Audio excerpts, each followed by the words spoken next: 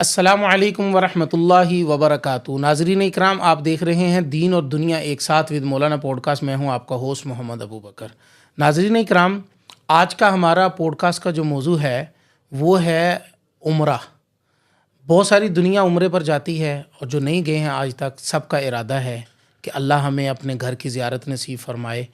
और उम्रा के बारे में बहुत सारे लोग जो है वो उम्र के इस हिस्से में होते हैं कि वो किसी से कुछ पूछते नहीं हैं और कोशिश करते हैं कि वो यूट्यूब से देख लें कि उम्रे का तरीका क्या है, ज़ियारात कहाँ कहाँ की हैं, मदीने जाना कैसा है, पहले मदीना जाना चाहिए। लोग तज़ब्ज़ुब का शिकार रहते हैं। तो इसी सारी सिलसिला के अंदर गुफ्तगू करने के लिए मैंने आज बुलाया है। हमारे आज के जो मेहमान ख़ुसूसी हैं वो सोशल मीडिया के स्टार हैं और बड़ी दलील के साथ गुफ्तगू करते हैं, मुदल्लल गुफ्तगू होती है उनकी और लोग बड़ी तवज्जो के साथ उनकी गुफ्तगू को समाअत फरमाते हैं। बहुत दफ़ा हमारे इस प्लेटफॉर्म से आके बहुत दलीलों वाली गुफ्तगू कर चुके हैं। तो मैं आज फिर उनका तारुफ़ करवाते करवाते आपको लेके चलना चाहता हूँ। आज के हमारे मेहमान हैं मुफ्ती अब्दुल वाहिद कुरैशी साहब। अस्सलाम वालेकुम रहमतुल्लाहि व बरकातहू। वालेकुम अस्सलाम वरहमतुल्लाहि वबरकातुहू। मुफ्ती साहब, बहुत शुक्रिया। पहले तो आपने आज फिर हमें वक्त दिया और कीमती वक्त निकाला हमारे इस प्लेटफॉर्म के लिए, बहुत शुक्रिया। अल्लाह आपको सलामत रखे। आमीन। मुफ्ती साहब, रमज़ान मुबारक अभी अभी गुज़रा है, तो ईद आपकी गुज़र चुकी है और मैं उम्मीद करता हूँ आपकी ईद बड़ी अच्छी गुज़री होगी। आपके भी असफ़ार हैं मदीना मुनव्वरा के, मक्का मुकरमा के। तो बहुत सारे लोग यहाँ से उम्रा करने के लिए जाते हैं, लेकिन वो ज़रा शर्माते हैं, उम्रे के बारे में उनके पास मालूमात नहीं होती है। तो पहली बात ये है कि उम्रा फ़र्ज़ है, वाजिब है, या कितना ज़रूरी है उम्रा, और किस पर ज़रूरी है किस पर नहीं ज़रूरी। थोड़ी सी गुफ्तगू इस मुतल्लक़ हो जाए। बिस्मिल्लाहिर्रहमानिर्रहीम। सबसे पहली और बुनियादी बात, बैतुल्लाह शरीफ का हज और बैतुल्लाह का उम्रा, ये दो चीज़ें हमें इस्लाम ने तालीम दी हैं। हज तो इंसान पर किसी वक़्त में फ़र्ज़ हो जाता है 3 शराइत के साथ, जब उसके पास वहाँ जाने का माल भी हो, रास्ता भी पुरअमन हो, जितना अरसा वहाँ रहे उतना अरसा घर वाले खाते पीते रहें। ये हज फ़र्ज़ की शराइत ज़िंदगी में एक बार। लेकिन उम्रा कभी आदमी पर वाजिब, फ़र्ज़, लाजिम नहीं होता जब तक वो उम्रे का एहराम बांध के नियत न कर ले। अच्छा, यानी उम्रा एक नफल इबादत है। ठीक है नबी पाक सल्लल्लाहु अलैहि वसल्लम से उम्रा करना साबित है। जी। हुज़ूर अक़दस सल्लल्लाहु अलैहि वसल्लम ने इस काम को किया भी है, इसके सवाब भी बड़े बुनियादी तौर पे फरमाए हैं। तो अगर बंदे को अल्लाह ताला वुसअत दे, वक़्त भी दे, माल भी दे, ताकत भी दे, तो ज़रूर उम्रे का सफ़र करना चाहिए, क्योंकि हदीस पाक के मुताबिक जो शख्स उम्रा कर लेता है वो गुनाहों से पाक हो जाता है। सुभान अल्लाह। हज की फ़ज़ाइल तो अपनी जगह है, जी। लेकिन उम्रा भी कोई कम नहीं है। उम्र करने से अल्लाह ताला बंदे के गुनाह को माफ़ फरमा देता है। बल्कि बाज़ रिवायात में रिसालत इमाम अलैहिस्सलाम की तरफ से मिलता है कि कसरत से उम्रा और हज के सफ़र करने पर अल्लाह ताला फ़क्र को मिटा देता है। अल्लाहु अकबर। यहाँ अकल समझती है कि हम उम्रा करेंगे तो फ़क्र आएगा, जी जी जी। लेकिन रिवायत कहती है कि आप कसरत के साथ हज उम्रा करेंगे। मुसाब, ये तो वही बात हुई कि आप अल्लाह के रास्ते में जितना देंगे आपके माल को बढ़ा दिया राइट, जाएगा। ऐसे ही मिल जाएगा। तो हज़रत, मेरा एक तजर्बा है, उम्रे और हज का सफ़र अगर आप करें ना, जी। अल्लाह ताला किसी न किसी शक्ल में वो माल वापस लौटाते हैं आप, अल्लाहु अकबर। चाहे उसी वक्त लौट के आए, चाहे कुछ दिनों बाद आए। आपका उम्रे का खर्च और आपके हज का खर्च आपके पास दोबारा आता है। ये मेरा तजर्बा है। तो करना चाहिए, बड़े सवाब का काम है। अल्लाह हम सबको अता फरमाए। आमीन आमीन आमीन। मुफ्ती साहब, आपने जैसा कि फरमाया कि उम्रा तब ज़रूरी हो जाता है जब आपने उम्रे की नीयत कर ली और एहराम बांध लिया। अच्छा, उम्रे की नीयत हमें कहाँ से करनी चाहिए और एहराम कहाँ से बांधना चाहिए? देखें, उम्रे की नीयत अगर हम घर से कर लें, एहराम घर से बांध लें, यहाँ पाकिस्तान से बांध लें और सऊदीया का सफ़र करें, बहुत बड़े सवाब का काम है, हम बांध सकते हैं एहराम। लेकिन इसकी जो आखिरी लिमिट है ना, वो है मीक़ात। जी। 5 मीक़ात हैं, 5 उनके मुहाज़ात हैं। जी। एक हमारा जद्दा की तरफ से जाते हुए जो रास्ते में पहला मीक़ात आता है हमारा, ये लमलम, बस वो पहाड़ियों में गुजर जाता है। तो मेरे ख्याल में लैंडिंग से पहले जहाज़ में ऐलान कर दिया जाता है कि आधा 1 घंटा पहले। जी। तो उससे पहले पहले हम लोग एहराम बांध लें। जी। अगर मीक़ात से बाद में हमने एहराम बांधा, गुजर गए, तो ये मसाइल खड़े हो जाएंगे। इसीलिए हमें पहले ही बांध लेना चाहिए। और अगर हम मदीना तैयबा से आ रहे हैं तो फिर जुल हुलैफा, जिसको आजकल बि'r अली या अबियार अली कहते हैं, वहाँ मस्जिदुल मीक़ात भी मौजूद है। वहाँ से मदीना तैयबा वाले एहराम बांधेंगे। कोई बदर की तरफ से आ रहा है, ये मुल्क शाम का जो मीकात है उसे कहते हैं जुहफा, तो वो वहाँ से एहराम बांध ले। इसी तरह कोई इराक से आ रहा है तो वो ज़ात इर्क है, और अगर वो कोई बंदा ताइफ से आ रहा है तो उसके लिए जो मीकात है वो मीकात कर्नल मनाजिल है। अच्छा। यानी इन इलाकों से पहले पहले वो एहराम बांध ले। अगर हम घर से बांधें तो घर से ही सवाब शुरू हो जाएगा, लेकिन उलमा तजर्बे की बुनियाद पर घर से बांधने पर हर आदमी को इजाज़त नहीं देते, क्योंकि बाज़ बंदे ऐसे हैं जो एहराम की पाबंदियों को फिर वो वफा नहीं कर पाते, पाबंदियाँ वो तोड़ बैठते हैं तो उन पर मसाइल बन जाते हैं। तो इसलिए बेहतर है कि मीकात से पहले पहले बंदा एहराम की नीयत करे। मुफ्ती साहब, एक बंदे ने घर से एहराम बांध लिया तो वो कौन सी पाबंदियाँ हैं जो उसके ऊपर आ जाती हैं कि वो उन जो है ना वो शराइत के अंदर अंदर रहे? हज़रत फला रफ़स वला फुसूक वला जिदाल, इसमें बीवी की कुर्बत ख़त्म हो जाती है, लड़ाई भिड़ाई आपके ऊपर मना हो जाती है, गालम गलोच आप बिल्कुल वैसे भी नहीं कर सकते इन दिनों में, तो एहतियात करें। आप खुशबू इस्तेमाल नहीं कर सकते, आप अपने जिस्म के बाल नहीं तराश सकते, आप अपने नाखून नहीं तराश सकते, हत्ता कि खुशबू का टिशू आप इस्तेमाल नहीं कर सकते, खुशबू का साबन इस्तेमाल नहीं कर सकते। ये बहुत सी चीज़ें हैं जो आपकी पाबंदी आपके ऊपर लाजिम हो जाती हैं। तो आपने एहराम पहन लिया है, अब इन पाबंदियों को आपने अमल करना है। रात को अगर आपने सोना है किसी जगह, तो अगर पूरी रात तक तकरीबन आपका चेहरा ढका रहा जब तक आप सोए रहे, तब भी आपके लिए मसाइल हैं। आपने ऐसा नहीं करना। एहराम छोड़ के आपने कुछ टाइम के लिए कपड़े पहन लिए हैं, फिर भी आपके लिए मसाइल बन जाते हैं। तो ये काम आपने नहीं करने। ठीक है। अच्छा, मुझे ये बताएं कि एक बंदा है, उसने लाहौर से सफ़र करना है और उसने लाहौर से एहराम बांध लिया है, लेकिन उसने उम्रे की नीयत नहीं की है, सिर्फ एहराम बांधा है कि मैं नीयत जब मीकात आएगा तो जो जद्दा की हुदूद में हम दाखिल होने से पहले, जैसे आपने फरमाया कि आधा घंटा पहले वो ऐलान कर देते हैं, तो जैसे मीकात आती है ऐलान हो जाता है, तो अगर वो नीयत वहाँ से करे तो इसमें कोई मज़ायका तो नहीं है? हज़रत नीयत वहाँ से कर ले, बिल्कुल जायज़ है, मज़ायका नहीं है। लेकिन मेरा एक तजर्बा है, जहाज़ में एयर कंडीशन चल रहा होता है, पुरसुकून सफ़र होता है, लोगों को नींद आ जाती है। ठीक है। इसीलिए बेहतर है कि जब फ़्लाइट उड़ जाए ना, आसमान में बुलंद हो जाए, तो ये नीयत कर लें, क्योंकि उस वक्त ये सोए हुए हों और इनको अनाउंसमेंट की आवाज़ ना आ सके तो फिर तो मीकात क्रॉस हो गए, इनके लिए मसाइल बन जाएंगे, दोबारा किसी मीकात पे इनको जाना पड़ेगा। तो इसलिए बेहतर है कि उससे पहले पहले जब तक ये जाग रहे हैं ना, बस ये उस वक्त नियत कर लें। वैसे ही एहराम इनने पहना है, नफल पढ़ लिए हैं, बस उस वक्त नियत कर लें, अल्लाहुम्मा इन्नी उरीदुल उम्रा फयस्सिरहा व तक़ब्बलहा मिन्नी। उर्दू में कर लें कि ए अल्लाह, मैं उम्रे की नियत करता हूँ आपकी रज़ा के लिए, आप इसको कबूल भी फरमाइए, मेरे लिए आसान भी फरमाइए। और फिर उसके बाद तलबिया, लब्बैक अल्लाहुम्मा लब्बैक लब्बैक ला शरीक लक लब्बैक इन्नल हम्द वन निअमत लक वल मुल्क ला शरीक लक। कम अज़ कम इसको 3 बार बुलंद आवाज़ से पढ़ लें। अब फिर रिवायात में आता है कि नबी अलैहिस्सलाम जब एहराम पहन कर सफ़र फरमाते थे तो आप अलैहिस्सलाम हर ऊंची नीची जगह, हर बुलंदी, हर वहाँ से नीचे आते हुए, या कोई बुलंदी या कोई खूबसूरत इमारत या कोई खूबसूरत पहाड़ी, खूबसूरत कोई दरख्त वगैरह, इस तरह का मंजर देखते तो नबी अलैहिस्सलाम तलबिया पुकारते। ये तलबिया एक तराना है, तो ये भी साथ साथ वो बंदा चलाता रहे। जी। अच्छा मुफ्ती साहब, एक मसला है यहाँ पर, कुछ अशख़ास हैं वो ये पूछते हैं कि जी हमने एहराम नहीं बांधा, लेकिन हम जा रहे हैं, हम चाहते हैं कि हम यहाँ से सफ़र का आगाज़ लाहौर से कर पहले हम मदीना जाएं, लेकिन उनको मदीना की टिकट नहीं मिलती है, मजबूरियाँ हैं, उनको उस मजबूरी के तहत टिकट मिलती है जद्दा की, वो जद्दा से अपनी फ़्लाइट लेते हैं मदीना की। अब वो ये चाहते हैं कि हम मदीना पहले जाएंगे, हुज़ूर अलैहिस्सलातु वस्सलाम के रोज़े की ज़ियारत करेंगे, वहाँ पर हम अपनी नमाज़ें अदा करेंगे, वहाँ से वापसी पर हम उम्रा अदा करेंगे। तो आप बताएं, इसमें टेक्निकल बात यह है कि जो आपकी फ़्लाइट है जद्दा जा रही है, वो तो मिकात से होकर जा रही है, तो उसके लिए क्या हुक्म है कि वो क्या करें? आपने बहुत अच्छा सवाल किया है। अक्सर साथियों के साथ ये मसला पेश आता है। इस दफ़ा रमज़ानुल मुबारक में मैंने अपनी तरतीब भी यही रखी थी। अच्छा जी। देखें, एहराम पहनना उस बंदे पर लाजिम, वाजिब, फ़र्ज़, ज़रूरी है जो बंदा मक्का मुकरमा जा रहा हो। ठीक है। मक्का मुकरमा जा रहा है, उम्रा तो करना है, तो इसने एहराम पहनना इस पर लाजिम है।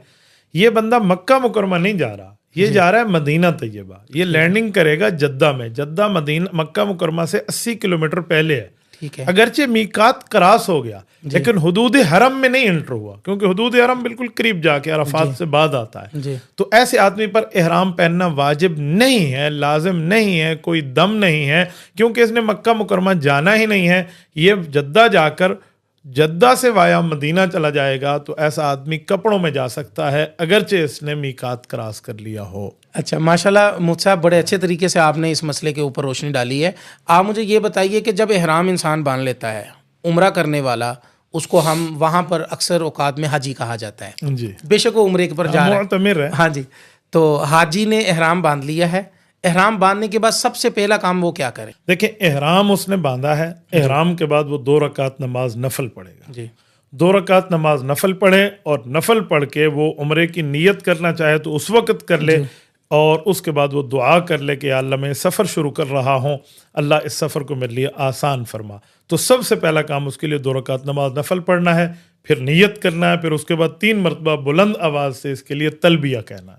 मुफ्ती साहब, ये जो नफल पढ़ना है, ये सफ़र के नफल है या उम्रा के ये इरादे उम्रा के नफल है, सफ़र उम्रा के के नफल इरादे नहीं के है। नफल जी है। हाँ। अगर वो चाहे इनके साथ 2 सफ़र के नफल भी पढ़ सकता है, बाज़ लोग सफ़र के नफल पढ़ते हैं।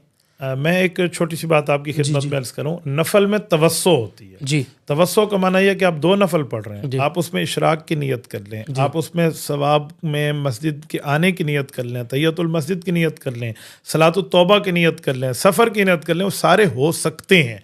लेकिन बेहतर है कि अगर अलहदा वो पढ़ना चाहता है तो 10-20 अलहदा पढ़ ले, कोई उसके ऊपर पाबंदी नहीं, जितना चाहे पढ़ सकता है।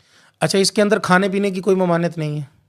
नहीं, खाने पीने की किसी किस्म की कोई ममानियत नहीं है। बस बेहतर है कि उन खुशबू वाले खानों से बचे जो आम तौर पे सिर्फ खुशबू डालने के लिए बनाए जाते हैं। जी, बेहतर है। अच्छा, अब होता ये है कि उमूमी तौर पर एहराम लोग बांध लेते हैं, जो एक गलती की जाती है। मैं भी सफ़र पे रहा हूँ उम्रे पर, तो लोग क्या करते हैं, लोग जाकर उमूमी तौर पर जहाज़ के अंदर जाते हैं, वाशरूम इस्तेमाल करते हैं। वाशरूम इस्तेमाल करने के बाद वहाँ पर जो है ना, वो फेस वाश पड़ा हुआ है, साबुन पड़ा हुआ है। वो उमूमी तौर पर साबुन जो है ना, वो होता है, खुशबू वाला होता है, लेकिन लोगों को पता नहीं होता है। अगर बाद में पता चल जाए तो क्या करे इंसान? देखिए, खुशबू वाला साबुन इस्तेमाल नहीं करना चाहिए, क्योंकि ये जो साबुन है बग़ैर खुशबू वाला इहराम के लिए बना हुआ होता है। जी। लेकिन आम तौर पे इसकी एहतियात नहीं की जाती, तो ये बेएहतियाती है। इस बेएहतियाती के ऊपर बज़ाहिर जो उलमाए कराम फतवा देते हैं ना, वो सदक़े का देते हैं। ठीक है। कि इस बंदे के ऊपर सदका लाजिम है, इसने हस्ब तौफीक एक सदका कर देना है जितना इसके पास हो सके। माशाल्लाह मुफ्ती साहब, बड़ा अच्छे तरीके से आपने बताया। अब पहली बात यह है कि एक शख्स ने एहराम बांध लिया, नफल पढ़ लिए, नियत कर ली, तलबिया कर लिया, पढ़ लिया, और उसके बाद वो चल रहा है और सफ़र है को 5-6 घंटे का, जहाँ से भी वो आ रहा है, हम सिर्फ मिसाल के तौर पे बता रहे हैं। अब वो जद्दा पहुँचता है, जद्दा पहुँचकर एयरपोर्ट के ऊपर से होटल जाते जाते वो थक जाता है, तो क्या वो आराम कर सकता है वहाँ पर? उम्रे वाला आदमी ज़रूर आराम कर सकता है जी। क्योंकि निशात के साथ, चुस्ती के साथ ये बाद में उम्रा करेगा। माशाल्लाह। थका हारा हुआ वहाँ ना जाए। मेरा मशवरा है कि लोग आराम करें। जी। सबसे बेहतर काम यही है, और जितना टाइम को 2-3-4 घंटे आराम से आराम कर लें, आराम करने के बाद ये लोग उम्रा करें। बहरहाल उसमें एक चीज़ का ख्याल करें, वो ये है कि चेहरे पर मुस्तकिल तौर के ऊपर कोई चादर डालें तो पूरा अपने आप को कोई इस तरह चादर में बंद ना करें। बिल्कुल। चेहरे के ऊपर इनका चादर ना आए, बाकी सीने तक आ सकती है तो जायज़ है, या ऐसा आराम कर सकते हैं, चाहे एक दिन एक रात का आराम क्यों ना करें। जी। ये आराम पर इनके ऊपर कोई दम नहीं आए। अच्छा, नहाना? अहराम वाला नहा सकता है। नहाने में हमारे असल में दरअसल ये जो सवाल आप कर रहे हैं, अवामी सवालों में ये बात है। जी। आप जो सवाल कर रहे हैं अवाम में, ये बात अवाम के लिए कर रहा हूँ। अवाम में बात मशहूर है कि अगर नहाने के लिए एहराम खोल लिया ना तो एहराम तो खुल गया। हाँ जी। बस होने तो थोड़े जी, दम जी, आ जी। गया, इंज नहीं हजरत। अच्छा। वो एहराम खुल गया, नहाया, उसके बाद उसने एहराम पहन लिया, इसको एहराम खोलना नहीं कहते। ठीक है। वो जो एहराम खोलना कहते हैं, मसलन हल्क करा लिया, सर मुड़ा लिया, वो मुराद है। जी जी तो लिहाजा ऐसा आदमी नहा ले, नहाने के बाद एहराम पहन ले, दोबारा वही वाला एहराम पहन ले। एहराम की चादर खराब हो गई है, नया एहराम पहन ले, जी। चादर बदल ले। अच्छा। इससे किसी किस्म के कोई एहराम की पाबंदी पे बिल्कुल ठीक है जी। अच्छा, अब इंसान नहा लिया, उसने तैयार हो गया, हशाश बशाश हो गया, वो अब जा रहा है मताफ की तरफ।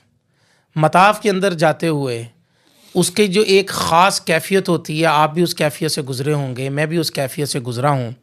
उमूमी तौर पर ज़्यादातर लोगों तक ये बात है कि पहली नज़र बैतुल्लाह पर पड़ते ही जो दुआ मांगी जाए वो दुआ कबूल होती है।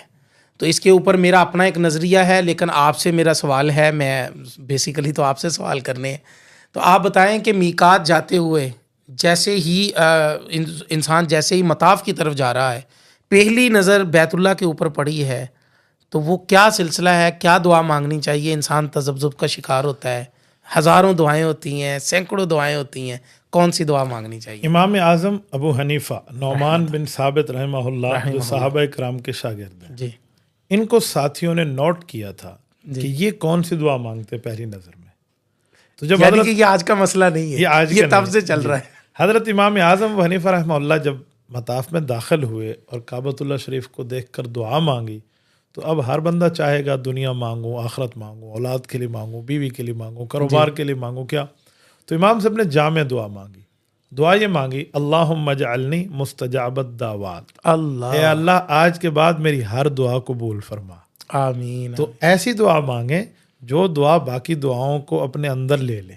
तो बड़ी दुआ मांगनी चाहिए। तो मैं अक्सर हज़रत इमाम साहब रहमतुल्लाह ताला अलैह की तरतीब पे अमल करते हो, क्योंकि वो सहाबा कराम के शागिर्द हैं, अहले बैत के शागिर्द हैं। तो हज़रत इमाम साहब ने सहाबा और अहले बैत के उलूम और फ़यूज़ को लिया है, तो मैं उनकी तरतीब पर चलते हुए अक्सर तौर पर यह दुआ कर लेता हूँ। हाँ, अभी एक सफ़र में एक इमरजेंसी थी और एक दोस्त से मैं वादा भी कर बैठा, तो पहली नज़र में फिर मैंने उनके लिए दुआ मांगी थी, वरना बंदा ये दुआ भी मांग सकता है। अच्छा, इसके बाद हम दाखिल हो गए, मताफ में दाखिल होते ही हम जो तवाफ़ शुरू करते हैं उसकी क्या तरतीब है? तवाफ़ जो हम शुरू करते हैं ना जी, ये रब्बे करीम के घर में अल्लाह के घर के 7 चक्कर लगाने हैं। तो 7 चक्कर लगाने में 7 चक्कर हैं और 9 इस्तेलाम हैं। बिल्कुल ऐसे। 9 इस्तेलाम का मतलब ये है कि एक तो आपने वहाँ जब पहुँचना है, आपने दुआ करनी है, काबा शरीफ को देख के नज़र नीची कर लें, जैसे नज़र पड़े बस फिर टिका के रखें और दुआ मांग लें। और उसके बाद आपने 2 नफल पढ़ने हैं। 2 नफल पढ़ने के बाद पहला आपने इस्तेलाम करना है। बोसा ले लिया तो बहुत अच्छा, लेकिन आजकल बोसा नहीं है कि वहाँ खुशबू का मसला होता है। तो इस्तेलाम कर लिया हजर अस्वद का, इस्तेलाम करके आपने सफ़र शुरू फरमा लिया है। पहले 3 चक्रों में आपने रमल करना है। रमल कहते हैं जिसको हम कहते हैं कि एन बाजू जड़ा कार के ना ऐसे खास किस्म का बंदा चलता है दूसरे पे रोब डालने वाला, जो आम दिनों में तो तकब्बुर की निशानी और हराम और मना है, लेकिन इधर रिसालत इमाम अलैहिस्सलाम ने सहाबा कराम को खुसूसी इजाज़त फरमाई थी कि कुफ़ार देख रहे हैं, इनके सामने अपने कमज़ोर होने का इजहार न करें, बल्कि दुश्मन के सीने पर मूंग दलते हुए आप यूं चलें। आपके जहन में सवाल आएगा, आजकल तो कोई काफिर नहीं देख रहा, तो मैं कहता हूँ आजकल पानी भी तो नज़र नहीं आ रहा, फिर भी हाजी वहाँ मीलान असगरैन से भाग के गुजरता है जहाँ अम्मा हाजरा गुजरी है। तो ये महबूब की अदाएं हैं जिनको याद रखा जाए। बिल्कुल ऐसे। तो पहले 3 चक्रों में आपने रमल करना है। मेरे ख्याल में रमल नहीं हो सकता आजकल मताफ में, जो जितनी रौनक है ना वहाँ पर, हमारे हज़रात कहते हैं रश न कहो रौनक कहो ना, तो जितनी रौनक वहाँ लगी हुई है उस वजह से नहीं हो सकता। हाँ, या तो आप बरामदों में करें और या आप मेरी तरह फिर ऊपर छत पे करें। ठीक है, मैं तो छत पे करता हूँ ताकि रमल की सुन्नत भी अदा हो। अच्छा, मज़े की बात, इस दफ़ा रमज़ान मुबारक में ज़िंदगी में पहली मरतबा मैंने मताफ में रमल किया। अच्छा, आप कहेंगे कैसे? बिल्कुल नीचे। मैं दिन 8:30 बजे पहुंच गया। अच्छा, धूप है और उस वक्त सारे रोजे से हैं और बेहतरीन किस्म के पहले 3 चक्रों में अल्लाह पूरा रमल हुआ। ठीक है। लेकिन ये है कि कोरोना के दिनों में मैं कर सकता था, जब बड़ा डिस्ट्रेस होता था, इन दिनों में हम कर लेते हैं। बहरहाल आपने रमल करने हैं। रमल करने के बाद आपने हर चक्कर के अंदर आपने इस्तेलाम करना है उसको, बिस्मिल्लाह अल्लाहु अकबर वलिल्लाहिल हम्द ला हौला वला कुव्वता इल्ला बिल्लाह, या जो भी आप दुआ पढ़ लें, आपने हाथों को चूम लेना है। ये 7 चक्कर हैं आपके। ये बात आप जहन में रखें कि ये जो आप कर रहे हैं, इस दौरान कुछ साथी पूछते हैं अगर हमारा वुजू टूट जाए, क्योंकि तवाफ के लिए वुजू शर्त है। जी, आपका वुजू टूट गया तो आप क्या करेंगे? एहतियाती कौल इस पर मैं आपकी खिदमत में अर्ज करूंगा कि अगर 4 चक्कर मुकम्मल करने के बाद आपका वुजू टूटा है तो आप जाएं वुजू करें और वापस 5वां चक्कर शुरू कर दें। अल्लाह। लेकिन इससे पहले टूटा है तो बेहतर है कि आप पहले से शुरू कर लें। ठीक है, ये हो गया। इस 7 चक्करों में आपने कौन सी दुआएं पढ़नी है? कोई दुआ लाजिम नहीं है। दुआएं करनी है लेकिन अल्फाज लाजिम नहीं है। जो दुआ मर्जी आए, उर्दू में है, अरबी में है, फ़ारसी में है, इंग्लिश में, जो आपको आती है आप अल्लाह ताला से मांगें। लेकिन अरबी की दुआ जल्दी कबूल होती है, ज़्यादा बेहतर है, अल्फाज नबुव्वत होते हैं, या अल्फाज अरब हैं और कुरान करीम की ज़बान है, तो इसलिए अरब भी मांगनी चाहिए। बाज़ औक़ात साथियों को भूल जाता है वहाँ के पहला चक्कर है, दूसरा है, चौथा है, 5वां है। जब भूल जाते हैं तो क्या करें? अब देखें, भूलने के लिए आजकल एक तस्बीह है, वहाँ मुसब्बिहा मिलती है। जी बिल्कुल, मेरे ख्याल में ये पुरानी बातें हो गई हैं। ठीक है। आजकल इसको थोड़ा मैं एक और अपने तजर्बे की बुनियाद पे लाता हूँ। वो ये है कि 6 कलमे हैं, जी, हर चक्कर में एक कलमे का विर्द कर लें। सुभान 6 कलमे हो गए, 6 चक्कर हो गए, 7वें में आप दरूद पाक का विर्द कर लें। सुभान तो आसानी से आपको याद रहेगा कि मैं ये कलमा पढ़ रहा हूँ, ये पढ़ रहा हूँ, ये पढ़ रहा हूँ। तो वो तस्बीह वस्बीह के चक्कर में बंदा नहीं पड़ेगा। तो ये 7 चक्कर, जब 7 चक्कर हो गए तो 7वें के आखिर में आपने इस्तेलाम किया तो ये 8 इस्तेलाम हो गए। मैंने आपको 9 कहे। जी जी जी, इसके बाद आपने 2 रकात नमाज नफल पढ़नी है। ये जो 2 रकात नमाज नफल है, ये वाजिबुत तवाफ है, जो हज़रत उमर रज़ी अल्लाह ने दामन मुस्तफ़ा को थामा था। हुज़ूर इस्लाम ने फरमाया, उमर अभी हुक्म नहीं आया, आप इस्लाम आगे चले तो वत्तखिज़ू मिन मक़ाम इब्राहीम मुसल्ला, आयत उतरी तो वो पढ़ लिया। अब हज़रत उमर रज़ी अल्लाह ताला अन्हो के बताए हुए, रसूलुल्लाह के सिखाए हुए और अल्लाह ताला के लाजिम कराए हुए इन नफलों को हमने वहाँ पढ़ना है। 2 नफल पढ़ने के बाद इसके बाद हमने जाना है साई के लिए। इन्न सफ़ा वल मरवत मिन शआइरिल्लाह। जब हमने वहाँ साई के लिए जाना है तो उस साई के लिए जाते हुए आपने एक इस्तेलाम करना है। ये नामा इस्तेलाम है। लेकिन आजकल कुछ लोगों के लिए मसाइल ये हैं कि वो वापस आने नहीं देते नफल पढ़ने के लिए। आपने आगे नफल पढ़ने दे, अग्गू ही जाओ, फिर पीछे नहीं आना। तो अब आपने इस्तेलाम नामा कैसे करना? तो उनको हम कहते हैं आप छोड़ दें, आप ना करें फिर। लेकिन अगर आप कर सकते हैं तो किसी जगह आपको मुनासिब तरीके पे जगह मिलती है तो आप वहाँ रुकें, 2 रकात नमाज नफल पढ़ें, फिर 7वां इस्तेलाम करें और उसके बाद आप सफ़ा मरवा की साई को चले जाएं। जी अल्हम्दुलिल्लाह। अच्छा, जो साई करने के लिए जाते हैं वहाँ पर भी लोग इस्तेलाम कर रहे होते हैं। जो लोग वहाँ इस्तेलाम करते हैं, इस्तेलाम करना वहाँ कोई लाजिम नहीं है, वो दुआ है। इस्तेलाम कर लें, कोई हर्ज नहीं है।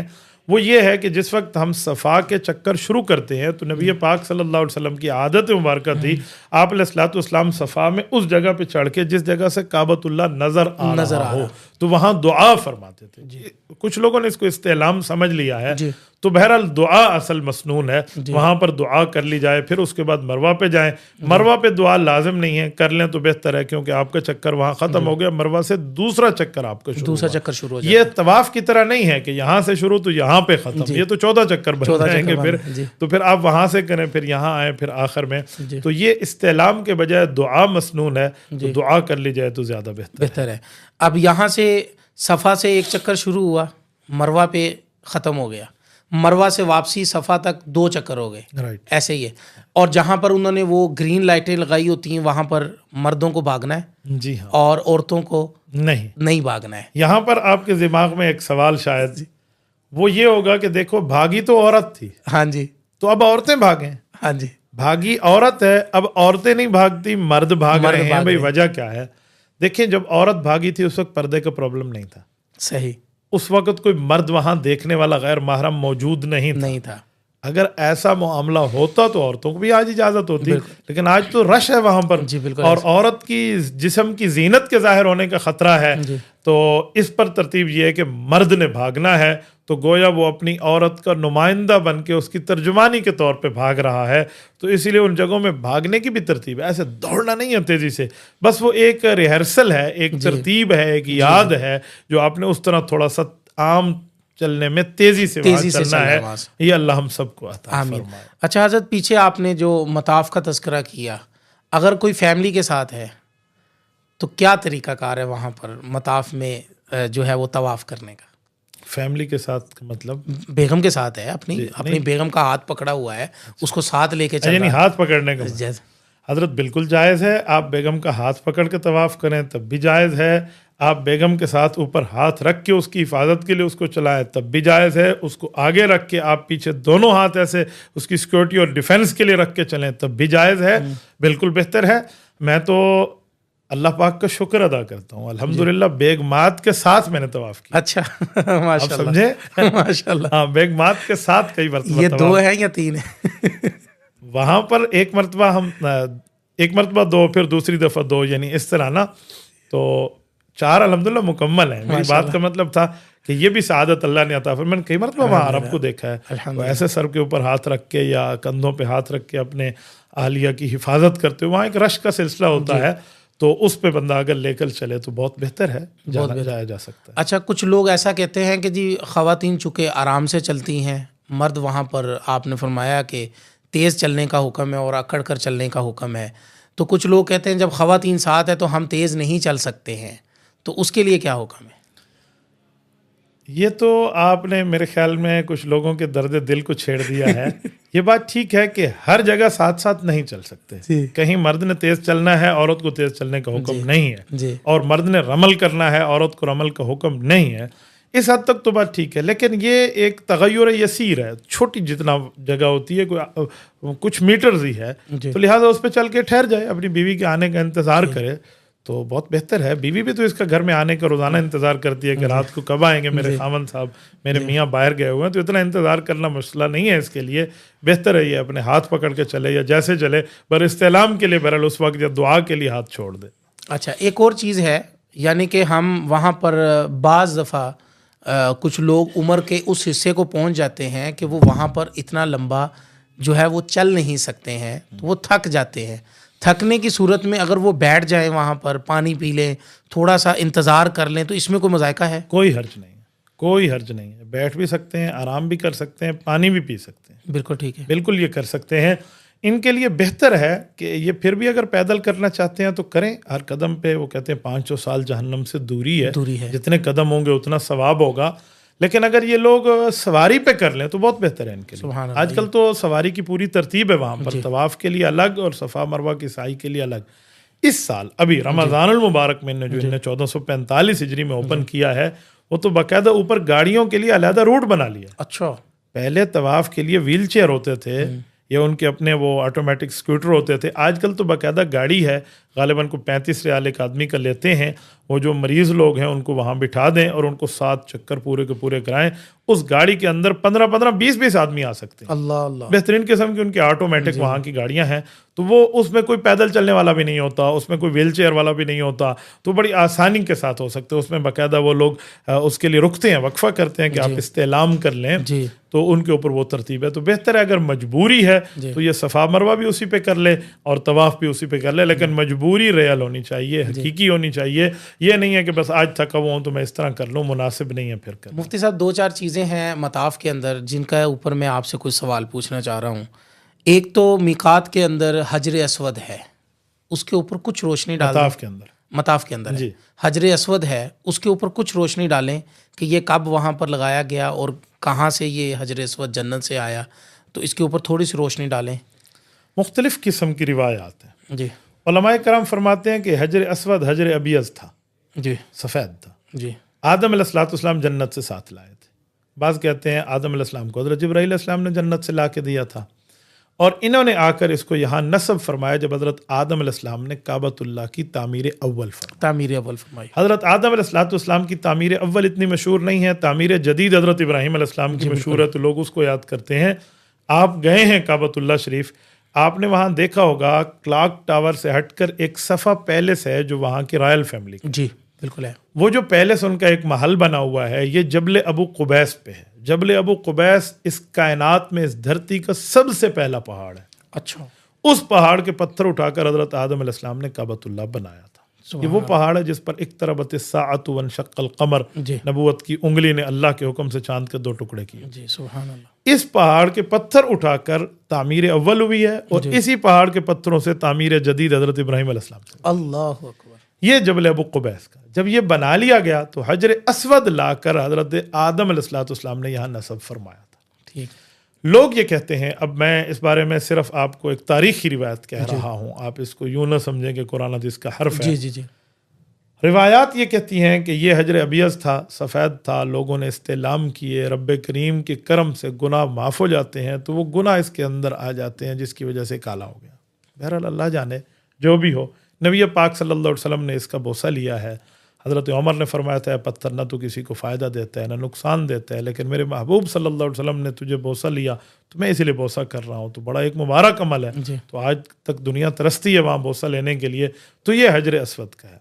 हजर असवद बाद में उतार भी लिया गया था, गुम भी हो गया था। हज़रत अब्दुल मुत्तलिब, हज़रत शैबतुल हम्द रसूलुल्लाह सल्लम के दादा जान के लिए कुतुब सीरत में है कि उनको एक ख्वाब आया, फिर उन्होंने इसको निकाला, फिर उसको यहाँ नस्ब किया, फिर उसके बाद मामला फिर ख़राब हुआ। तो फिर जो आखिरी रिवायत हमें सही बुखारी से मिलती है वो ये है कि नबी पाक सल्लल्लाहु अलैहि वसल्लम के ऐलान नबुव्वत से पहले कुफ़ार ने काबा को बना लिया था और तामीर उसकी सेट कर ली थी, और बारिशों में और सैलाब में जो ख़त्म हुआ था उसकी मुरम्मत की थी। तो अब हजर अस्वद कौन रखे, इस पर सवालात खड़े हो गए थे। तो वो लोग इस पर इत्तेफाक किया कि कल जो हरम में सबसे पहले दाखिल होगा हम उस शख्स के हाथों अपना फैसला कराएंगे।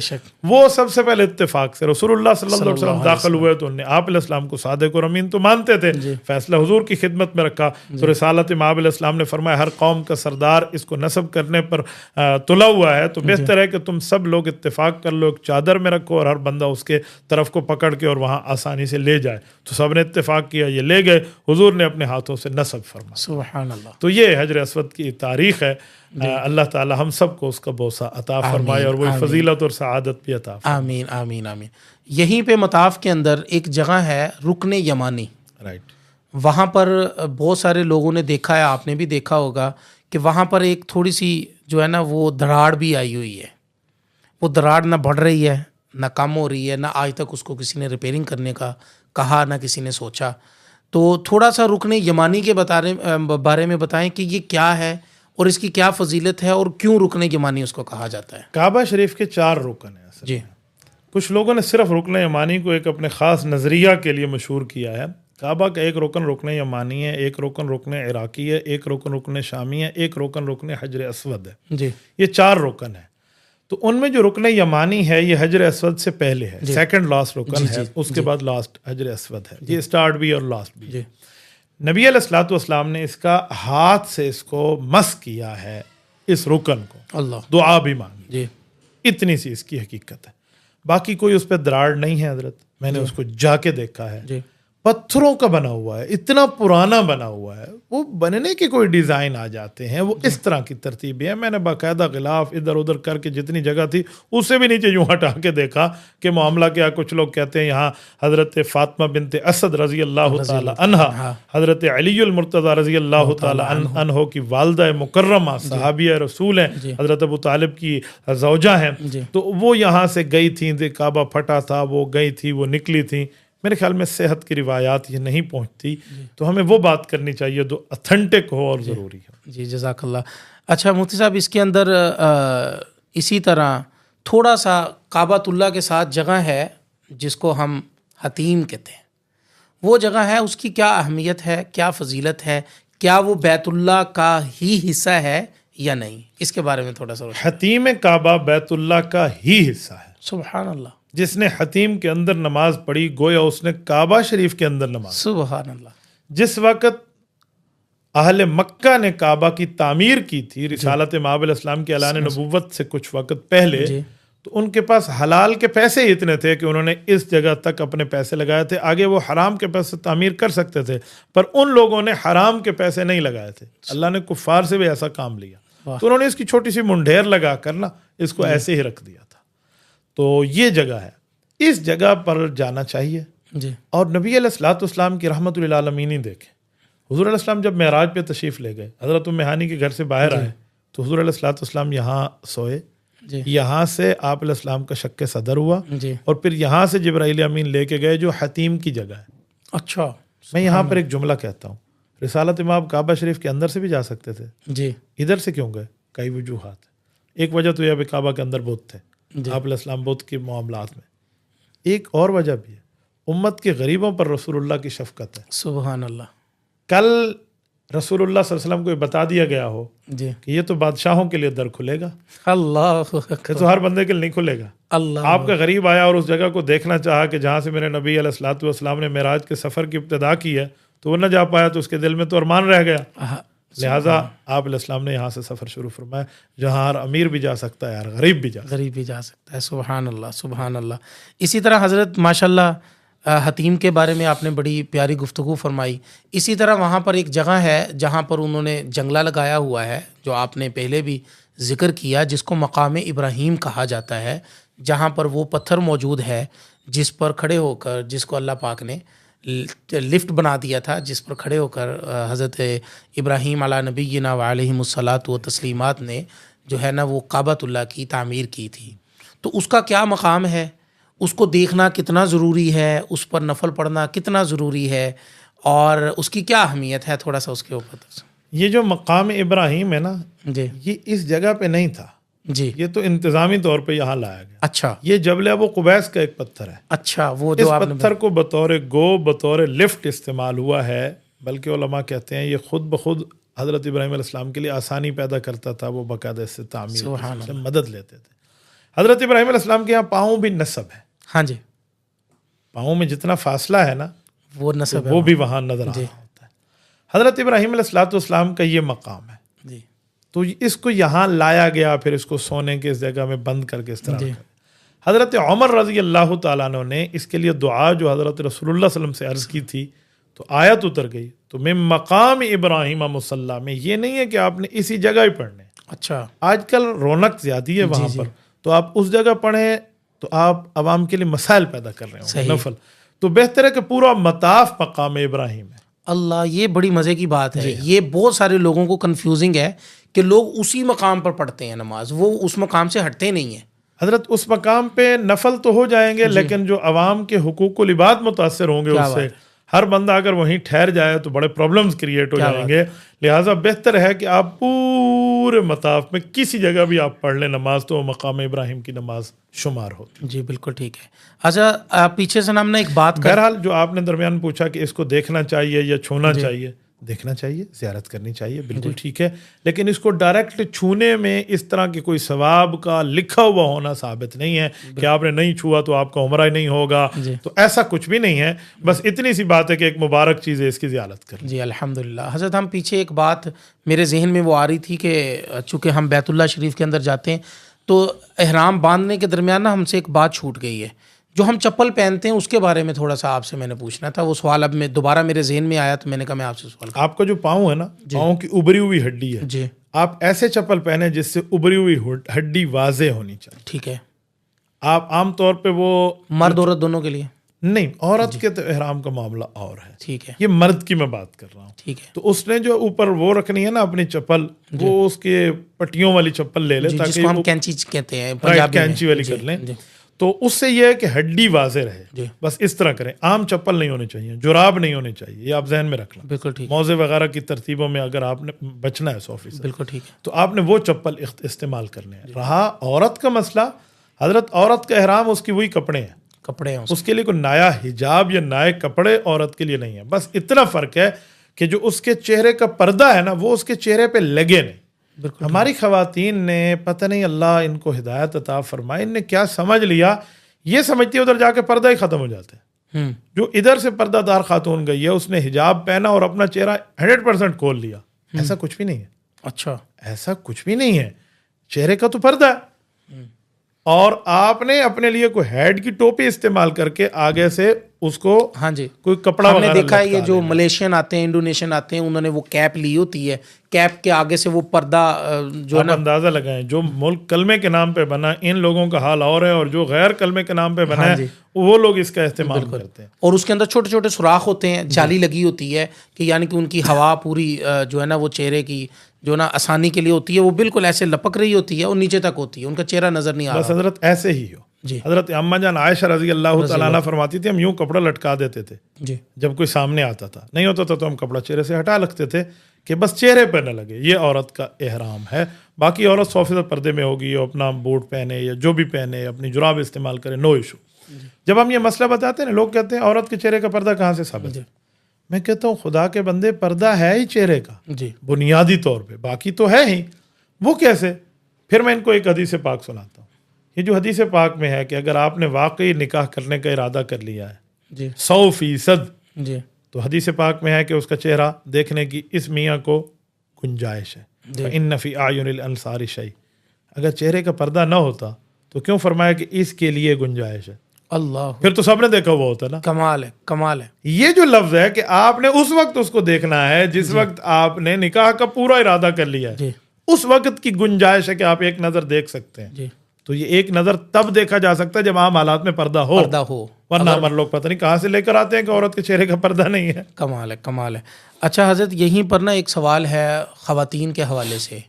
ख़वातीन के मखसूस अय्याम आते हैं और उन मखसूस अय्याम के अंदर ख़वातीन वैसे जाने का अपना एहतमाम तो ऐसा ही करती हैं कि उनको उन अय्याम का ख़ास ख्याल रखना चाहिए कि वो सफ़र पर निकलने से पहले अपने उन अय्याम का ख़ास ख्याल रखें। लेकिन बाज़ मरतबा परेशानी होती है, टिकटों का आगे पीछे होना, फ़्लाइट्स का आगे पीछे टिकटें नहीं मिलती हैं, ख़वातीन मेडिसन खा लेती हैं, तो क्या मेडिसन खाने से वो अपने उन अय्याम का जो मकाम है उसको रोके रखना, क्या ये जायज़ है? देखें, जो जदीद दौर में मेडिसन का मामला है ना, अगर आपके पास दिन नहीं है, वक्त नहीं है और आपको पाबंद कर दिया गया, तो फिर आप मेडिसिन इस्तेमाल कर लें। जब आपने मेडिसिन इस्तेमाल कर ली है खातून ने, तो उसके बाद वो औरत पाक ही शुमार होगी, क्योंकि अब तो पलीती का मामला ख़त्म हो गया। तो लिहाजा जो इस्लामी आमाल उसको पहले मना थे डेज ऑफ द मेंसेस में, अब वो ज़रूर कर सकती है, इसके लिए जायज़ है। अच्छा, अगर किसी ने नहीं ऐसा किया, वो कहती नहीं मैं मेडिसिन नहीं इस्तेमाल करती हूँ, मेरे लिए एलर्जिक है, कुछ मेडिकल इन्फेक्शन हो सके, लेकिन वो वहाँ पर चली गई है, अब वो तवाफ़ कर रही हैं और तवाफ़ के अंदर वो दुआ भी मांग रही हैं कि अल्लाह मुझे मेरे अय्याम पूरे करवा दे, मैं तवाफ़ कर लूँ, लेकिन उसके बावजूद भी एक कुदरती अमर है, हो गया है, तो उसके लिए क्या हुक्म है? हज़रत, अगर हो गया है ना जी, तो ये मस्जिद से निकला है फौरी तौर पर, यह मस्जिद जाए ही नहीं।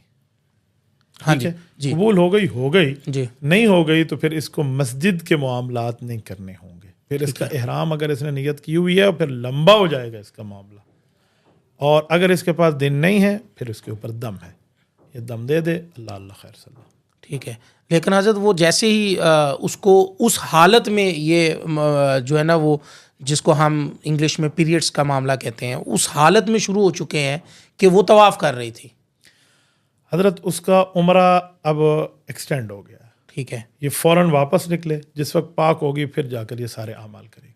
ठीक, इसकी मिसाल ऐसी है जैसे किसी बंदे को मस्जिद में एहतलाम हो जाता है, वो सोया हुआ है, उसके लिए फ़ौरन निकलने का हुक्म है, तो इसके लिए भी फ़ौरन निकलने का हुक्म जी, ये फ़ौरन निकलेगी और अपने होटल में। हमारे उस्ताद जी फरमाया करते थे कि अगर औरत ऐसी हो गई है तो उसको चाहिए कि फिल फोर, चुके अभी वो जितना हिस्सा वो मस्जिद में रहेगी ये भी गुनाह के ज़िम्रा में आएगा, तो लिहाजा उसको सबसे पहली फुर्सत में चाहिए वो तयम्मुम कर ले, वहीं पर बैठ के तयम्मुम करे और निकल जाए जितना हिस्सा। तो बहुत बेहतर है, तयम्मुम इसको कर लेना चाहिए, लेकिन तयम्मुम के लिए भी इसके पास कोई तयम्मुम का सामान होना चाहिए जी। मस्जिद की ज़मीन से तयम्मुम करना ये मकरूह तहरीमी है। अल्लाह अकबर। तो मस्जिद की ज़मीन को हम तयम्मुम के लिए मस्जिद की दीवार को इस्तेमाल नहीं कर सकते, बेहतर है इसके पास छोटी सी कोई कच्ची ईंट होनी चाहिए या ऐसी चीज़ जिससे तयम्मुम हो सकता है, तो अशिया तयम्मुम में कोई चीज़ हो तो ये कर ले। बहुत अच्छा बात की है उन्होंने इस मामले में।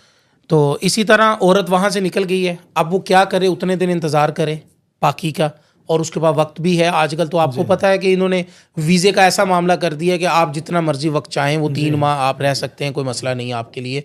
तो अगर वो अपना जो उनका जाने का इरादा था उसको वक्त को उन्होंने बढ़ा लिया है, तो वो फिर अपना बाकी उम्रा कैसे अदा करे? वहीं से स्टार्ट करेगी पाकी के बाद? जब पाक हो गई है ना, उसके बाद ये उम्रा पहले तवाफ से शुरू करेगी, पहले तवाफ से शुरू करेगी। जी हाँ, यानी जज़ाकल्लाह, यानी कि वो अभी रहेगी एहराम में ही रहेगी, एहराम में एंट्री कर चुकी है, वो अंदर मिकात में आ चुकी है, हुदूद हरम में है, नमाज़ें वगैरह रोज़ा इस पे नहीं है, कुरान की तिलावत नहीं है, मस्जिद में दाखिल नहीं हो सकती, ये मताफ से पहले पहले बाहर मस्जिद से बैठ सकती है, जा सकती है, लेकिन ये है कि ये औरत मुकम्मल इंतज़ार करेगी अपनी पाकी के दिनों का।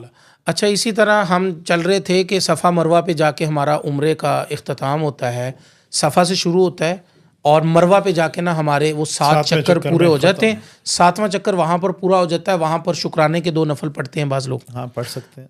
पढ़कर और अपने उम्रे से अब निकलने के लिए, एहराम से निकलने के लिए एक गलती है, वो मैं तो गलती समझता हूँ, आप ज़रा मेरी तस्हीह कर दीजिएगा, ऑडियंस को अच्छा लगेगा।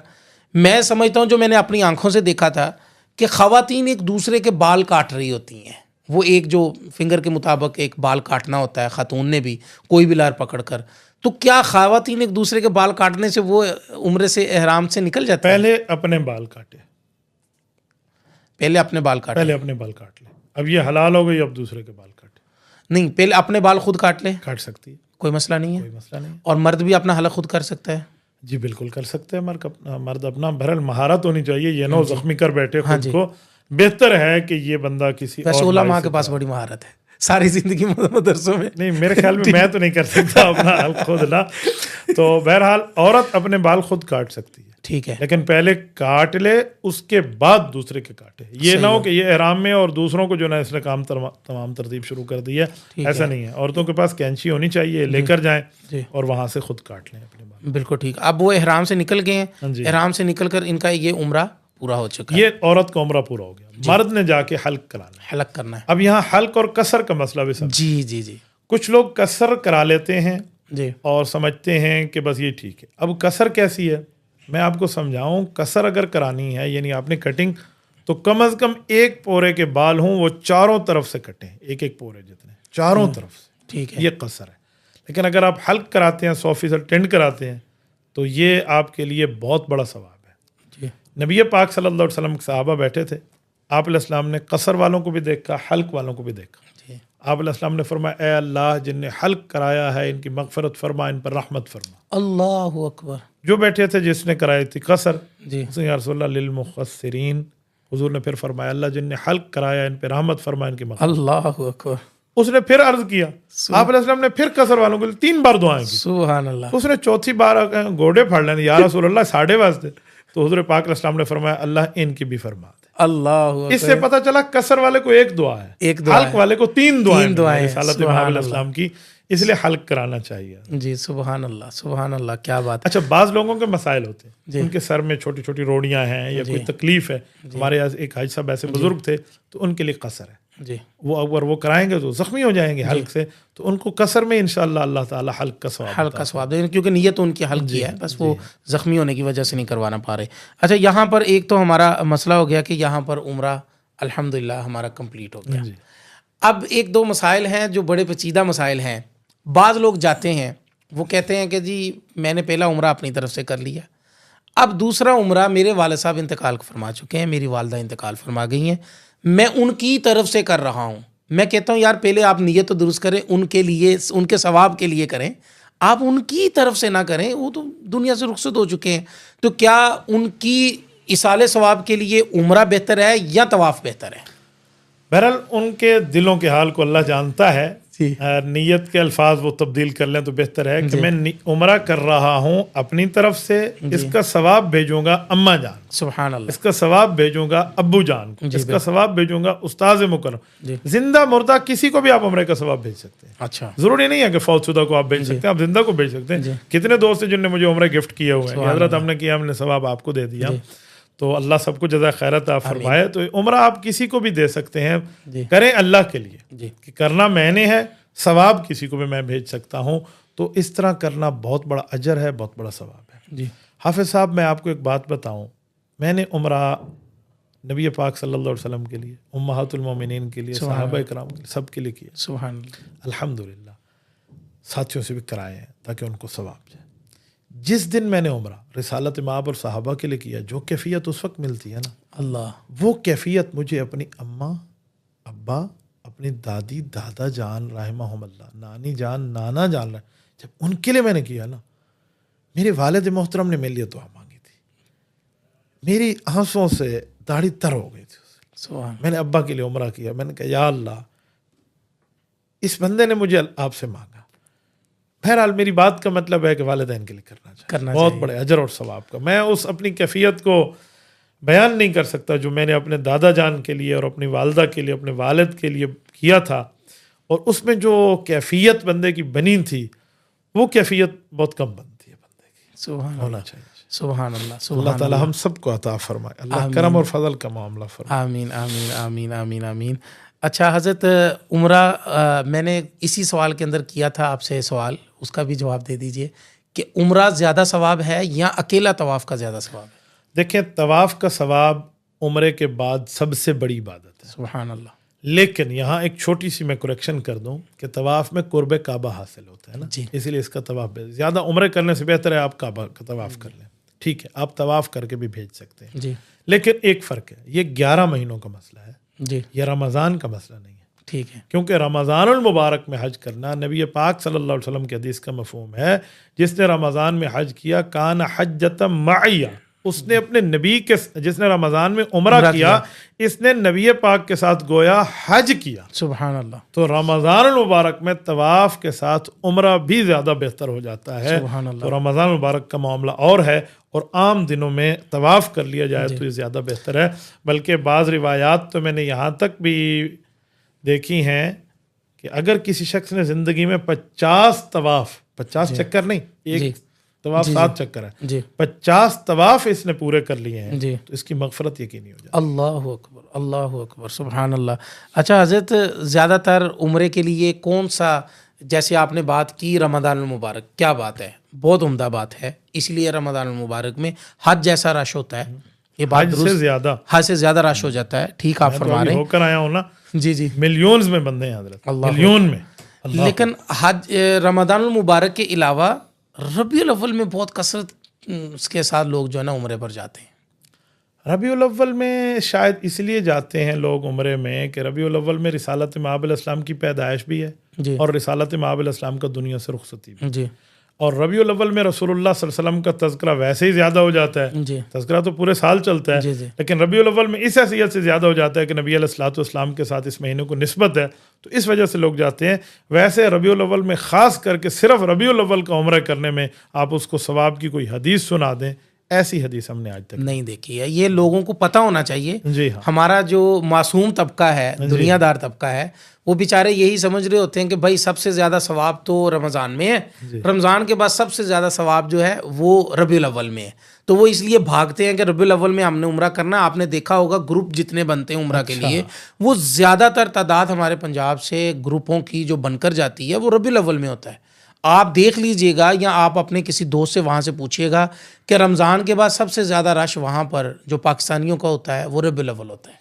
मैं रबीउल अव्वल में गया हूँ, लेकिन कभी इस चीज़ को नोट नहीं किया है। मेरे सामने पहली मरतबा बात है कि लोग इस तरह करते हैं। मेरे ख्याल में अगर रमज़ान के बाद ज़्यादा सवाब हो उम्रे का, तो या तो हज के दिनों में होना चाहिए या रजब में होना चाहिए। हुज़ूर अलैहि सल्लम ने एक उम्रा रजब में भी किया जी, तो मुझे नहीं लगता कि इस तरह कोई हो। बहरहाल रबीउल अव्वल उम्रा तो उम्रा है, उम्रा तो इस महीने को खास करके उसके लिए सबूत और दलील चाहिए जो बज़ाहिर किताबों में नहीं मिलती।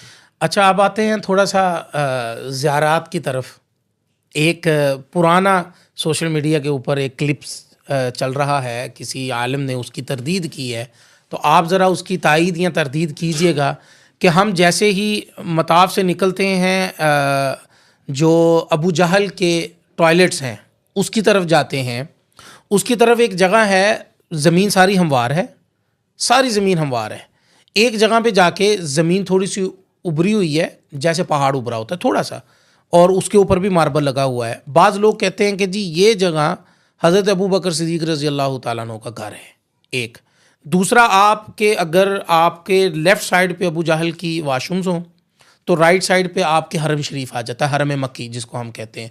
तो आप ऊपर देखेंगे तो ऊपर ना बिल्डिंग के अंदर एक सुराख है, 2 सुराख है मेरे ख्याल, उसके अंदर से ना वो लोग अक्सर कहते हैं कि ख़ातून जो है वो हुज़ूर अलैहिस्सलातु वस्सलाम के ऊपर जो है ना वो कूड़ा फेंका करती थी, और वो वाक़या जो हम बचपन से सुनते हुए आ रहे हैं। तो बाज़ सोशल मीडिया पे मैंने क्लिप्स देखे हैं, तो उलमा ने इसकी तरदीद किया कि नबी मुकर्रम सल्लल्लाहु अलैहि वसल्लम पर कोई ऐसी हदीस हमें ऑथेंटिक मिली नहीं है कि हुज़ूर अलैहिस्सलातु वस्सलाम पर कोई खातून कूड़ा फेंका करती थी। ये मन गढ़ंत रिवायत है, क्या उसके बारे में आप क्या कहेंगे? ये दोनों बातों की मैं तरदीद करता हूँ जी ना। इधर घर हज़रत अबू बकर सिद्दीक़ रज़ी अल्लाह अन्हु का है, जी और ना उस खातून ने वहाँ ये काम किया है रिसालत मआब अलैहिस्सलाम पे। जी देखें, ये जो उभरी हुई जगह है ये तो मैंने पहली बार सुना है, ऐसा नहीं है। हज़रत अबू बकर सिद्दीक़ रज़ी अल्लाह तआला अन्हु को जो घर है वो शिरका मक्का में है, जी शिरका मक्का, जी बाब मलिक फ़हद से थोड़ा पहले।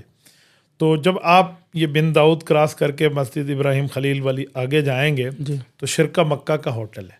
तो शिरका मक्का की जो बाईं साइड में एक मस्जिद बनी हुई है जिस पर शीशों के अंदर तीसरी मंजिल पे लोग नमाज पढ़ते हैं, मस्जिद अबू बकर है। ये हज़रत अबू बकर सिद्दीक़ का घर है, इसे दार बनी तमीम कहते थे। जी रहा उन 2 खिड़कियों का मसला, वो 2 खिड़कियां इसलिए नहीं है कि वो कोई ऊपर से नऊज़ुबिल्लाह कोई कूड़ा क्रिकेट फेंकती थी।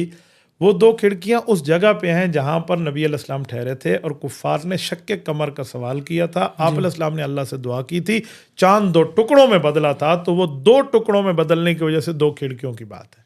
ये जबल अबू कुबैस है असल में। सही सही सही। तो अगर माना जाए तो इस हद तक माना जाएगा जी। कि इसीलिए 2 खिड़कियां हैं, बाकी उन 2 खिड़कियों की कोई रिवायात हदीस में कहीं साबित नहीं। सही है। अच्छा, जहाँ पर टॉयलेट्स हैं अबू जहल के, हाँ, ये भी मैं आपको बता दूं, ये अबू जहल के टॉयलेट नहीं है, हाँ जी, ये सऊदी हुकूमत ने बनाए हैं। रिवायात में तो नहीं मिलता, लेकिन लोग कहते हैं कि अबू जहल का घर यहाँ घर था, यहाँ पर था। और यहाँ अबू जहल का घर था तो उधर हमने लेटरीनें बना दी। मेरे ख्याल में ऐसी बात नहीं मिलती कि अबू जहल का घर हो। दारुन नदवा के बारे में एक जगह मैंने एक दोस्त से सुना था कि दारुन नदवा होता था। दारुन नदवा एक काफरों की असम्बली हाल का नाम, जी, तो इस जगह को वॉशरूम सिलसिला उन्होंने बना दिया। सही। अच्छा, इससे थोड़ा सा आगे चले जाए आप, वो जो जमजम का पानी है, कुआं है, वो कहते हैं कि बाज़ कुआं ओरिजिनल वहाँ पर है और वहाँ से पानी निकलता है जहाँ पर जाए पैदाइश हुज़ूर अलैहिस्सलातु वस्सलाम की, जिसको आजकल इन्होंने वो मकतब बनाया हुआ है। तो वो उसके साथ थोड़ा सा आगे चलकर जाके देखें तो वो मकतब भी आजकल बंद है। मेरा ख्याल आपने भी गए होंगे, तो वो बंद किया, वो उन्होंने वहाँ पर लोगों को उमूमी तौर पर जाने नहीं दिया। इस सफ़र में उस मकतब की पूरी बता कर आया हूँ। अच्छा, वो आप हमारे पेज पे उसकी लाइव देख सकते हैं जी। वो ये है कि नबी अलैहिस्सलातु वस्सलाम की जाए पैदाइश है। जी। हज़रत अब्दुल्ला हज़रत आमना रज़ियल्लाहु अन्हुमा का घर अक़दस है, जहाँ सरकार सल्लल्लाहु अलैहि वसल्लम दुनिया में तशरीफ़ लाए। जज़ाकल्लाह। बाकी वो घर है, वो किस ज़माने में पाकिस्तानी पासपोर्ट वालों का मकतब हुआ करता था। जी। आजकल वो सऊदीया का कोई मकतब है, जी, वो मैंने देखा, लेकिन वो बंद है। जी, वो रिसालत इमाम अलैहिस्सलातु वस्सलाम के घर मुबारक है। इतनी बात तो बिल्कुल ठीक है, और उसकी एक तायद भी मिलती है कि वहाँ से निकलें आप, सफ़ा के साथ एक है गेट नंबर 14, 14 नंबर का दरवाज़ा है, उसका नाम है बवाबतुन नबी। जी। नबी अलैहिस्सलातु वस्सलाम तशरीफ़ लाते थे तो वहीं से अंदर आते थे। तो ये बिल्कुल ऐन करीने क़यास है कि वो नबी अलैहिस्सलातु वस्सलाम की जाए पैदाइश है और आप अलैहिस्सलाम की गुज़रगाह ये होती थी। बिल्कुल ठीक है। और जो जमजम का कुआं है जिसके बारे में आता मैंने है, वहाँ जमजम के कुएं के बारे में नहीं पढ़ा। जो ऑथेंटिक बात है, जमजम का कुआं बिल्कुल इसके करीब ही है। जी, जो हरम काबा है, काबा शरीफ की जगह है, इसके करीब किसी न किसी जगह निचली मंजिल के अंदर जमजम का कुआं है। वहाँ जमजम के कुएं की बात। तो जो लोग एहराम बांध कर जाते हैं, बाद में जाकर वहाँ से एहराम को उतार कर उम्रा कर लेते हैं, तो एहराम को जमजम के साथ धोकर फिर उसको खुश करके रखते हैं कि जी हमें इसी से कफन देना, और ये बाइसे सवाब है, हमारे ऊपर अज़ाब कब्र हट जाएगा, हमारे ऊपर सवाल जवाब के अंदर आसानी हो जाएगी, हमें कब्र के अजाब से जो है निजात मिलेगी। क्या कोई ऐसी रिवायात मिलती हैं? इस तरह तो नहीं है कि यकीनी बात है इससे आप कब्र का अजाब नहीं मिलेगा, निजात हो जाएगी। सिर्फ इतनी बात है कि बरकत वाली एक चीज़ है। जी, तो बरकत की चीज़ अब अपने साथ कब्र में लेकर कफन के लिए लेके जाते हैं तो बहुत बेहतर है, आपके लिए अच्छी बात है। इसको कोई बुरी बात मैं नहीं कहता। पानी वगैरह अगर उस पर रख दिया जाए या उसकी बरकत के हुसूल के लिए हो तो इस हद तक तो बात जायज़ है। लेकिन जो गुनाह किए वो तो नहीं ना। लेकिन जहाँ तक अजाब और सवाब का मामला है वो अल्लाह जाने और अल्लाह का ये बंदा जाने। हुकूकुल इबाद इस जमजम लगाने से माफ़ नहीं होंगे, और यूँ मैं नहीं कह सकता कि इस पर यकीनी है, अल्लाह चाहे माफ़ कर दे, लेकिन कानून ये नहीं है कि आपकी इसके ज़रिए लोगों की गलतियाँ माफ़ हो जाएंगी। मैं कहता रहता हूँ जो लोगों को दिए हुए चक्कर है ना, वो काबे के गिर्द घूमने वाले चक्करों से माफ़ नहीं होते, वो आपने लोगों के हुकूक अदा करने हैं। बिल्कुल ऐसे ही है। अच्छा हज़रत, माशाल्लाह, आप बताएं कि ये तो हरम शरीफ की हुदूद थी हमारी, इस हुदूद के अलावा और कौन सी ज़ियारतें हैं जो यहाँ मक्का मुकरमा में है? हरम शरीफ की ज़ियारत इसके करीब बहुत ज़्यादा हैं। जी, हज़रत रसूलुल्लाह सल्लल्लाहु अलैहि वसल्लम की जाए पैदाइश भी मौजूद है। जी, हज़रत अम्मा खदीजतुल कुबरा रज़ी अल्लाह तआला अन्हा का घर वहाँ निशानदही साथ मौजूद है, वो भी मौजूद है। उसके अलावा जन्नतुल मुअल्ला वहाँ मौजूद है। जन्नतुल मुअल्ला जहाँ अम्मा खदीजा रज़ी अल्लाह अन्हा की कब्र है, रसूलुल्लाह सल्लल्लाहु अलैहि वसल्लम के बेटे की कब्र है। नबी पाक सल्लल्लाहु अलैहि वसल्लम की वहाँ पर जो है ना दादा जान हज़रत अब्दुल मुत्तलिब की कब्र है। वहाँ हज़रत रसूलुल्लाह सल्लल्लाहु अलैहि वसल्लम के कई सहाबा और अहले बैत वहाँ दफन है। उस पर हज़रत हाजी इमदादुल्लाह मुहाजिर मक्की रहमतुल्लाह अलैह, मुल्ला अली कारी रहमतुल्लाह अलैह, इस तरह बहुत से हमारे अकाबर बुज़ुर्ग हैं जिनकी कबूर मुबारक वहाँ है, तो वो भी ज़ियारत है। उसके साथ आप मक्का मुकरमा के इर्द गिर्द में अगर आप देखें तो आपके सामने जबल सौर मौजूद है। जबल सौर के साथ जबल नूर मौजूद है जिसे हम गारे हिरा कहते हैं। अगर इसके भी साथ आप आगे जाना चाहें तो मस्जिद जिन मौजूद है। मस्जिद जिन के साथ आपको मुख्तलिफ जगह मुख्तलिफ मामलात महबस वाले भी नज़र आएंगे। आप वहीं से आगे जाएं तो मिना है, मुज़दलिफ़ा है, अराफात है, इनकी ज़ियारत जो हज के मामलात में है, शैतान को कंकरी है, कुर्बान गाह हज़रत इब्राहीम अलैहिस्सलाम जहाँ हज़रत इस्माइल को ज़बह के लिटाया वो जगह है, हज़रत अम्मा खनसा रज़ी अल्लाह अन्हा की कब्र बाकायदा उनका एक घर में जहाँ उनकी कब्र मुबारक मौजूद है उसे खानसा कहते हैं, ये अजीज़िया के साथ इलाका है, वो मौजूद है। या आप यहाँ आइए जो पुरानी उम्मुल कुरा है जो आजकल सिर्फ बच्चियों के लिए है, उम्मुल कुरा जामिया, इसके साथ मसरफ़ राजी है, मसरफ़ राजी के साथ हय्युश शुहदा के अंदर हज़रत अब्दुल्ला बिन उमर रज़ी अल्लाह तआला अन्हुमा की कब्र मुबारक है, वहाँ उनका घर है हज़रत उमर का, तो वो जगह मौजूद है। तो इस तरह कई ज़ियारात हैं जो आपको और मुझे वहाँ देखने को मिल सकती हैं। माशाल्लाह से बहुत शुक्रिया, आपने मक्का मुकरमा की जो ज़ियारात हैं उनके ऊपर तफसील से गुफ्तगू फरमाई। नाज़रीन, आपके लिए ये पॉडकास्ट जो है वो आपके लिए इस मामले में आपका जो है ना वो साथ दे सकती है कि आप जब जाएं तो इसको सुनिए और जितने भी आपको मसाइल हैं इसके अंदर हमने तज़किरा कर दिया है, जो मज़ीद मसाइल रहते हों तो आप हमसे कमेंट्स में पूछ सकते हैं, इंशाल्लाह उसका ज़रूर जवाब दिया जाएगा। तो इंशाल्लाह नेक्स्ट एपिसोड हमारा जो आ रहा है वो इंशाल्लाह अज़ीज़ मदीना मुनव्वरा पर आ रहा है, तो आप उसको लाजमी सुनिएगा, छोड़िएगा नहीं, मदीना देखिएगा और मदीने की ज़ियारत आप आंखें बंद कीजिएगा, जिन्होंने कर रखी है उनको पता चलेगा कि वो मदीने की कौन कौन सी गलियों में फिर रहे हैं। तो तब तक के लिए मुझे इजाज़त दीजिए। वस्सलाम वरहमतुल्लाहि वबरकातुहू।